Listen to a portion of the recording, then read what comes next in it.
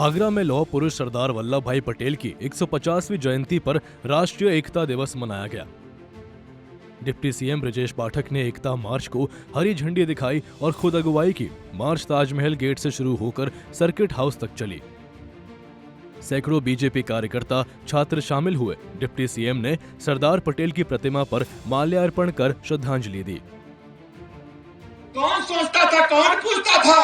500 बरस तक सनातन धर्म के अनुयायियों ने, देश के लोगों ने संघर्ष किया, लेकिन कौन पूछता था? ये कांग्रेसी पार्लियामेंट में जब उठता था मामला तो दाएं बाएं देखते थे।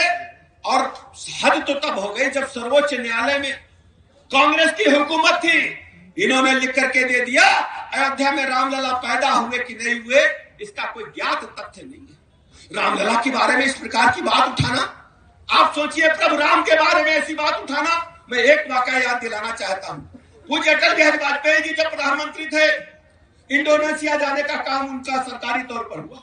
जब वहां गए तो उन्होंने जाकर के देखा कि इंडोनेशिया में गांव गली मोहल्ले में हर चौराहे पर रामलीला खेली जा रही।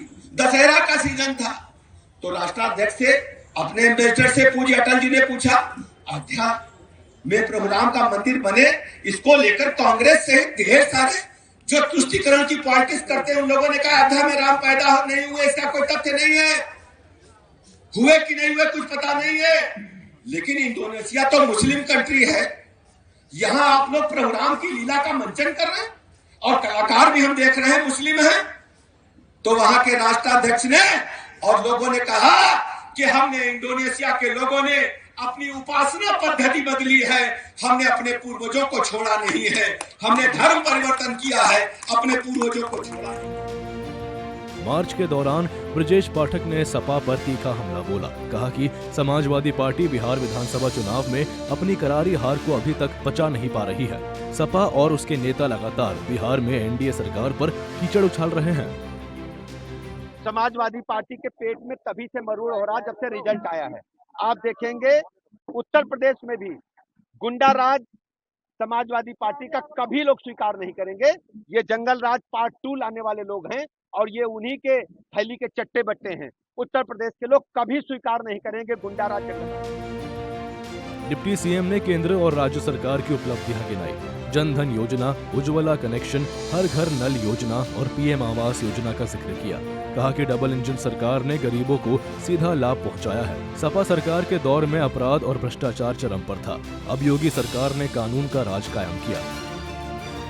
जो सनातन धर्म की पताका को लेकर के दुनिया के पैमाने पर चलता है, वहां इस प्रकार की वोट की राजनीति के लिए, तुष्टीकरण के लिए कांग्रेस सहित विपक्षी दलों ने प्रभु राम के अस्तित्व को मानने से भी इनकार कर दिया।